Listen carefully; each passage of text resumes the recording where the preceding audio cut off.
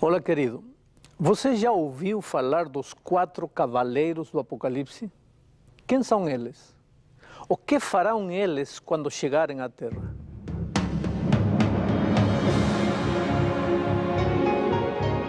Ele permaneceu através dos tempos. O livro de Deus, a Bíblia. Indispensável em nosso mundo complexo. Está escrito, transmitindo esperança ao redor do mundo. Apresentado por Alejandro Bulhon. Hoje, os 4 cavaleiros do Apocalipse.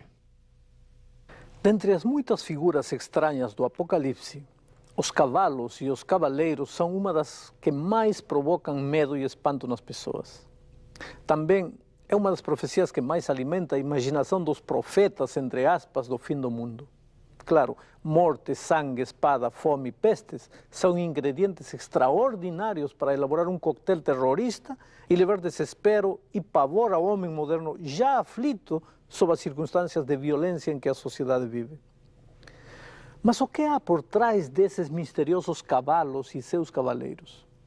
Para entender essa profecia, é preciso não perder o fio do grande conflito cósmico que teve início lá nos céus. Quais foram as acusações que Lúcifer levantou contra Deus? Basicamente 2. A primeira tinha que ver com a adoração. Lúcifer queria toda a adoração para si. Veja o que diz a palavra de Deus no livro de Isaías, capítulo 14, versos também 13 e 14. Subirei ao céu, acima das estrelas de Deus exaltarei meu trono. Subirei acima das mais altas nuvens e serei semelhante ao Altíssimo. A segunda acusação dizia respeito à obediência. Na opinião de Lúcifer, era impossível que a criatura pudesse obedecer aos princípios preservadores da vida estabelecidos pelo Criador. Portanto, o anjo caído tentou destruir também a palavra de Deus. O conflito cósmico teve início nos céus. Depois transferiu-se para este planeta e foi sempre fundamentado nestes 2 pontos, adoração e obediência. E ao longo da história, o inimigo tem tentado atrair a adoração dos homens para si e, ao mesmo tempo, tem tentado desvirtuar a palavra de Deus. Para conseguir estes 2 objetivos, ele usa todos os métodos possíveis. Engana, fascina, mente, esconde, disfarça. E quando isso não dá certo, então persegue, violenta, mata e destrói. A profecia dos 4 cavaleiros do Apocalipse mostra diferentes métodos que o diabo usou ao longo da história para alcançar os seus objetivos. E apresenta também a maneira como os cristãos reagiram às investidas do inimigo nos diferentes períodos da história. Isto é básico no processo do julgamento que veremos um pouco mais para adiante. Muitos intérpretes da Bíblia têm considerado os 4 cavaleiros do Apocalipse como portadores dos juízos divinos. Existem até filmes descrevendo esses misteriosos personagens como cavaleiros vingadores trazendo desgraças e tragédias sobre os seres humanos. Seriam por acaso os furacões, terremotos, cataclismos, castigos divinos que os cavaleiros trazem? Deveria a humanidade ficar apavorada diante das possíveis catástrofes que esses cavaleiros anunciam? Existe base bíblica para semelhante especulação? Veja, o livro do Apocalipse não pode ser usado com leviandade ou fanatismo irracional. Ele precisa ser estudado com base teológica e com projeção histórica. Estudando dessa maneira, percebemos que os cavaleiros do Apocalipse simbolizam os vários períodos pelos quais passaria a igreja cristã em relação com sua fidelidade à palavra de Deus. Essa profecia dos cavaleiros é parte da visão dos 7 selos. No programa anterior vimos o juiz assentar-se no trono para iniciar o juízo. O apóstolo João continua narrando o evento da seguinte maneira em Apocalipse, capítulo 5, verso 1. Diz assim: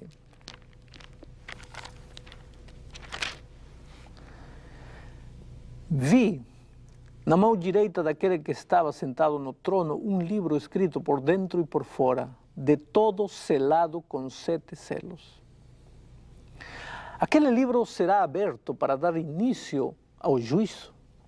Nele estão as provas e evidências a favor ou contra os seres humanos. Como viveram eles ao longo da história? Permaneceram eles fiéis a Deus, dando-lhe a glória e honra devidas?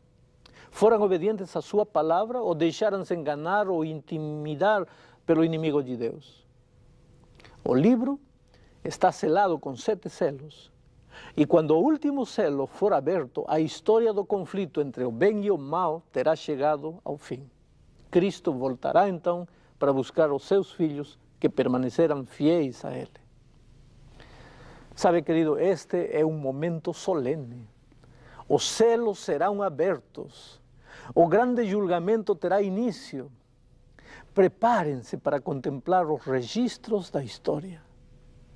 Quando foi aberto o primeiro selo, veja em Apocalipse capítulo 6, no verso 2, diz que apareceu um cavalo branco e o seu cavaleiro com um arco, e foi-lhe dada uma coroa, e ele saiu vencendo e para vencer. Aqui se revela a pureza e o poder de conquista do Evangelho diante do paganismo no início da igreja cristã, na sua história. A cor branca é usada na Bíblia como símbolo de pureza. Ainda que os vossos pecados sejam como a escarlata, eles se tornarão brancos como a neve, afirma Isaías no capítulo 1, verso 18, falando da pureza da vida perdoada. Imaginemos o quadro. Jesus acabara de ressuscitar e tinha retornado aos céus. Ali estava na terra a igreja que ele fundara. Jesus tinha vindo a este mundo, não apenas para salvar o ser humano, mas para confirmar uma verdade inquestionável que encontramos em Mateus capítulo 10, ou capítulo 4, verso 10. Ao Senhor teu Deus adorarás e só a Ele darás culto. E também Jesus veio a esta terra para ensinar que a palavra de Deus é imutável e eterna, segundo São Mateus 5,18. Justamente os 2 pontos críticos que o inimigo tentava desvirtuar com relação a Deus. A figura do cavalo branco nos revela como se conduziu a igreja de Jesus no primeiro século. Aquele foi um período de guerra entre a verdade e a mentira, entre a verdadeira e falsa adoração. A igreja foi cruelmente perseguida por não querer inclinar-se diante do César, que reclamava adoração para si. Agora me diz, você imagina quem estava por trás de César? A igreja também foi duramente perseguida por sua fidelidade à palavra de Deus. O próprio João afirma, em Apocalipse 1, verso 9, eu, João, irmão vosso e companheiro na tribulação, achei-me na ilha chamada Patmos por causa da palavra de Deus. Você vê os mártires que morreram e que aparecem ressuscitados na abertura do 5º selo, também afirmam que morreram por causa da palavra de Deus. Mas apesar de toda a fúria desatada contra o povo de Deus, neste primeiro período da história da igreja cristã, ela se manteve fiel aos 2 pontos críticos, adoração e obediência. Foi uma igreja vencedora, que fez estremecer o inimigo com sua doutrina pura e seu espírito de evangelização. Ao cavaleiro foi-lhe dada uma coroa e saiu vencendo e para vencer. Vitória é a chave. Bom, ao abrir-se o 2º selo, diz o texto bíblico no verso 4, e saiu outro cavalo vermelho, e ao seu cavaleiro foi-lhe dado tirar a paz da terra para que os homens se matassem uns aos outros. Também lhe foi dada uma grande espada. Já vimos que o cavalo branco, que significa o primeiro período da igreja cristã, expressava pureza de seu caráter e doutrina. Pureza na adoração, porque apesar das perseguições, ameaças e mortes, os membros da igreja primitiva preferiam adorar a Deus antes que a César. E pureza na obediência à palavra de Deus, porque apesar do perigo físico que significava obedecer às escrituras sagradas, aqueles cristãos do primeiro século mantiveram a doutrina de Jesus completamente inalterada. Mas o grande objetivo de Satanás sempre foi atacar aos filhos de Deus nestes 2 pontos. Fazer que a igreja corrompa a sua adoração e doutrina. E se não conseguisse isso pela força da perseguição do Império Romano, trataria de fazê-lo por outros meios. O cavalo vermelho revela discórdia, discussão e controvérsia entre os próprios filhos de Deus. Vermelho é a cor do sangue. E por esse motivo, muitos estudiosos da Bíblia relacionam este período com a época das perseguições extremas que a igreja atravessou durante os 3 primeiros séculos, sob as mãos dos Césares. Mas o texto bíblico afirma que os homens se matavam uns aos outros, ou seja, esta é uma guerra interna. Não é de fora para dentro, mas de dentro da própria igreja, tendo como protagonistas os próprios cristãos. O que aconteceu foi que a igreja, no seu afã entusiasta de evangelizar todo o mundo, começou a batizar pessoas que não tinham conhecimento suficiente da doutrina cristã. Muitos gregos, romanos, gentios começaram a pertencer à igreja sem ter abandonado os seus velhos costumes e doutrinas. E imperceptivelmente começaram a contaminar a pureza da doutrina bíblica que se mantivera branca durante o primeiro século. Podemos tomar, por exemplo, o imperador Constantino. Ele tornou-se cristão, o que foi, claro, motivo de muita alegria para o cristianismo. Já imaginou se o presidente da Rússia hoje se convertesse ao cristianismo? Mas Constantino adorava o sol, no dia consagrado ao Deus Sol, o domingo. Assim, o imperador convertido, entre aspas, ao cristianismo, trouxe para a igreja o domingo como dia especial de adoração. Os cristãos nunca se atreveriam a adorar o sol, mas fizeram uma pequena concessão ao adorar a Deus, o verdadeiro Deus, no dia dedicado ao sol. Quase nada, você percebe? O sábado foi considerado apenas um detalhe, um simples detalhe. O importante era adorar o verdadeiro Deus, sem dar muita importância se era segunda, ou terça, ou quarta, ou sábado, ou domingo. E veja, o inimigo conseguiu o que queria: corromper a pureza da doutrina cristã. A essa altura, a igreja tinha crescido. Já não estava mais formada por aquele pequeno grupo que seguiu a Jesus. Agora haviam igrejas cristãs nas maiores metrópoles da época. E a quem deviam essas igrejas obedecer? Tinha que haver uma cabeça. Claro, naquele tempo todos consideravam Jesus como a cabeça da igreja. Mas já que Jesus não estava mais presente, alguém devia assumir a liderança da igreja, pensavam alguns. E o mais natural é que fosse o bispo de algumas das igrejas que já existiam. Mas quem? Bom, se Roma era o poder político que dominava o mundo, seria lógico que o bispo de Roma passasse a ter o comando da igreja mundial. Só que os bispos das outras igrejas não aceitaram isso facilmente. E justamente isto é que deu origem às guerras sanguinárias. O historiador católico Walter Durand declara que provavelmente mais cristãos foram degolados por cristãos do que em todas as perseguições que os pagãos fizeram contra os cristãos na história de Roma. Agora, o que realmente impressiona é que a profecia já descrevia esse período lamentável da história da igreja. A igreja cristã naquele período é simbolizada pelo cavalo vermelho, a cujo cavaleiro foi dado o poder de tirar a paz de modo que os homens se matassem uns aos outros. Passemos agora ao terceiro selo. Quando o terceiro selo se abre, João diz no verso 5 de Apocalipse capítulo 6: Vi e eis um cavalo preto, e o seu cavaleiro com uma balança na mão. A cor preta fala por si mesma, é a antítese do branco.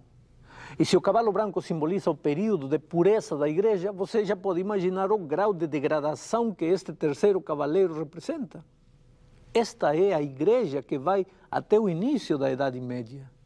Nesse período da história, a igreja não foi capaz de manter pura adoração ao único verdadeiro Deus, nem prestou obediência fiel à Sagrada Escritura. Contaminou-se com uma montanha de tradições humanas e costumes pagãos. Enquanto Jesus declarou que seu reino não é deste mundo, o líder da igreja daquela época cobiçou e assumiu o poder terreno. O Império Romano tinha caído, os imperadores tinham desaparecido e a única autoridade que permaneceu foi a do bispo da Igreja Cristã de Roma antiga, sede do poder político. O poder desse líder religioso não era mais apenas espiritual, agora era também político e social. O cavaleiro montado neste cavalo tem uma balança na mão e de repente se ouve uma voz dizendo no verso 6: uma medida de trigo por 1 denário, 3 medidas de cevada por 1 denário. Sabe, esta era uma medida de peso que na época em que o Apocalipse foi escrito era uma ração que um soldado ou um escravo podia adquirir por dia. Trata-se, portanto, de uma ração mínima de alimento que os pobres recebiam. Mas o preço, 1 denário, era 16 vezes maior do que o preço daquela ração miserável. Isso significa opressão, exploração e fome. Quer dizer que os líderes da igreja cristã daquele tempo se caracterizariam por promover fome espiritual, escondendo do povo o pão de vida, que é a palavra de Deus. Como você interpreta o fato da igreja cristã daquela época proibir ao povo a leitura da Bíblia, ou vender indulgências, chegando ao extremo de afirmar que no momento em que as moedas batiam no fundo da salva, os pecados eram apagados dos registros celestiais? A verdadeira adoração a Deus e a obediência pura à sua palavra ficaram completamente esquecidas. O inimigo mais uma vez estava conseguindo seu propósito. Mas a voz que falou quando o cavalo preto apareceu disse: não danifiques o azeite e o vinho. O que significa isso? Quer dizer que haveria um remanescente que, a despeito de tudo, permaneceria fiel aos ensinamentos divinos e adorando unicamente o Deus Criador dos céus e da terra. Na abertura do 4º selo, João é chamado novamente a contemplar a visão. Veja como a Bíblia descreve o 4º selo no verso 8. E olhei, e eis um cavalo amarelo, e o seu cavaleiro, sendo este chamado Morte, e o inferno estava seguindo, e foi-lhe dada autoridade sobre a 4ª parte da terra para matar a espada pela fome e com a mortandade e por meio das feras da terra. É aqui que os terroristas da religião se deleitam. É muito fácil sair assustando as pessoas com a imagem de um cavaleiro montado sobre um cavalo amarelo e levando destruição à 4ª parte da terra. Mas já vimos que a visão dos 4 cavalos é apenas uma profecia que anuncia diferentes períodos pelos quais a igreja passaria na sua história. A visão do cavalo amarelo simboliza o período no qual se consumou a degradação da igreja cristã. Esta degradação teve início no período simbolizado pelo cavalo vermelho.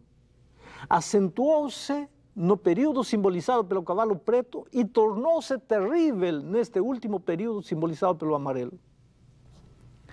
A igreja pura que Jesus estabeleceu e que os apóstolos e os primeiros cristãos mantiveram incontaminada durante o 1º século foi se corrompendo lentamente. Quando chegamos à Idade Média, encontramos uma igreja cristã de nome, que não era nem a sombra da igreja pura que Jesus fundara. Onde estavam os cristãos que deram a vida por obedecer à ordem divina descrita em Mateus 4:10? Ao Senhor teu Deus adorarás e só a Ele darás culto. Em nome de Deus, agora os cristãos estavam adorando imagens e esculturas de santos. Onde estavam os fiéis cristãos que foram perseguidos por causa da palavra de Deus? Onde aqueles que pagaram com a vida a ousadia de obedecer à ordem divina que dizia: até que o céu e a terra passem, nenhum io ou um tio jamais passará da lei. Os pretensos cristãos, naquele período, tinham mudado os mandamentos de Deus sob a alegação de que a Santa Mãe Igreja tinha poder para fazê-lo. Mas isso não foi o suficiente. A igreja perseguiu aqueles que ousavam obedecer à Escritura. Isso aconteceu durante o período de absoluta supremacia da igreja na Idade Média. A história universal registra tudo. A igreja estabeleceu o aparato mais espantoso e jamais visto antes e conhecido pelo nome de Inquisição, para matar e destruir todos aqueles que não aceitassem as doutrinas contaminadas que àquela altura da história a igreja ensinava. Por isso seu nome, o nome deste cavaleiro era Morte. O historiador católico Walter Durán escreve o seguinte: com toda a tolerância que se requer de um historiador e que se permite a um cristão, devemos colocar a Inquisição entre as mais escuras manchas do registro da humanidade, pois revela uma ferocidade desconhecida até numa fera.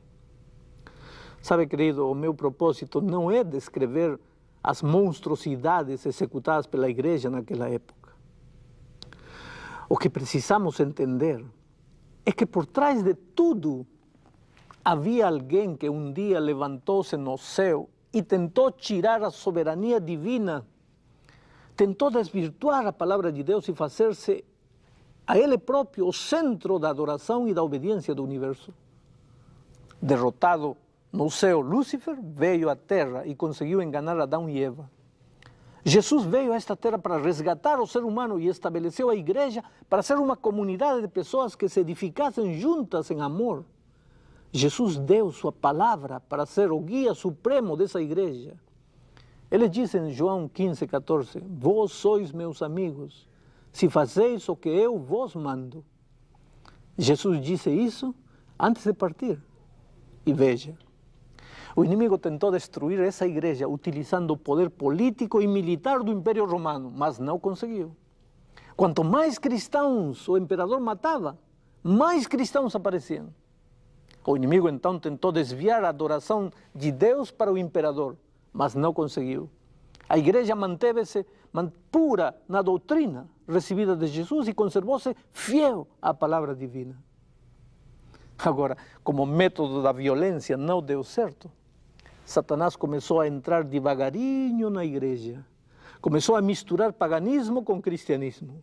A palavra de Deus deixou de ser o centro da vida e doutrina da igreja e passou a ser substituída por tradições de homens e mandamentos humanos. A igreja adquiriu poder político e passou de perseguida no primeiro século a perseguidora na Idade Média. O líder da igreja nessa época passou a tomar para si prerrogativas divinas como perdoar pecados e condenar e absolver consciências, exigir adoração e reclamar infalibilidade. Você percebe? O inimigo estava conseguindo o que sempre quis, tirar de Deus a adoração e a obediência devidos unicamente a Ele como Criador. Sabe, este é um assunto de suma importância no novo milênio. Não se trata simplesmente de religião. Trata-se de fidelidade ou apostasia, de vida ou de morte. Graças a Deus, ao longo da história sempre houve um remanescente fiel. Pessoas aparentemente insignificantes que continuaram adorando ao único e verdadeiro Deus e obedecendo fielmente a sua palavra. Durante a Idade Média, foram os valdenses e albigenses e outros grupos pequenos que se esconderam nas covas e montanhas para poder obedecer a Deus sem sofrer a terrível perseguição do poder que, em nome de Deus, queria obrigá-los a desobedecer a palavra divina e a adorar seres humanos. E esse remanescente continua existindo. O Apocalipse o identifica claramente. E isto é justamente o assunto para o tema da próxima semana. Vamos orar.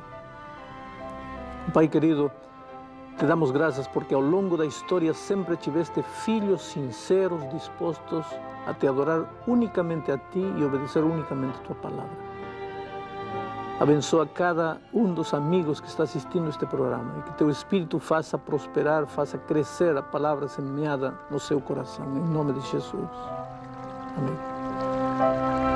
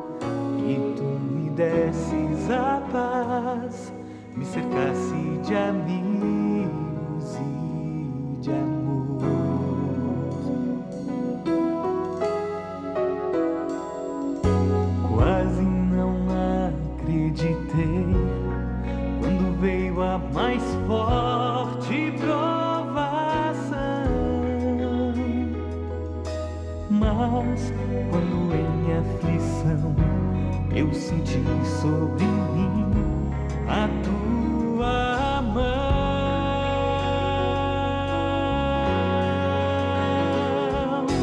Pai, teu amor me abraçou, tua voz me chamou, e eu não pude deixar de te ouvir.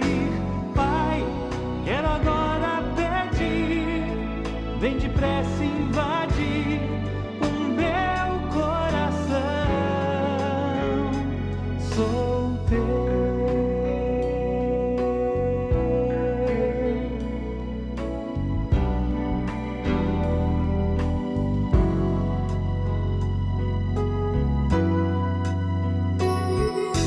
Sei quantas vezes vivi como alguém que não tem um Deus pra servir. Quis depender só de mim e de escolhas que fiz, tentei seguir.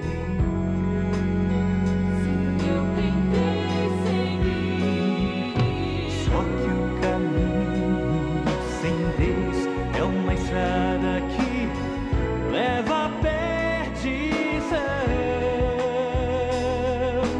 Vi que seria meu fim, decidi suplicar o teu perdão. Pai, teu amor me abraçou, tua voz me chamou, e eu não pude deixar de te ouvir. Pai, quero agora pedir, vem depressa invadir o meu coração. Sou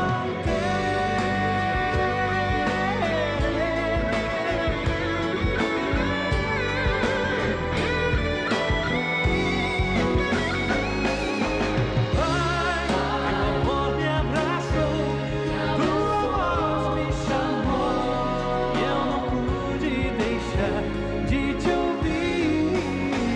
Pai, quero agora pedir, vem depressa invadir o meu coração.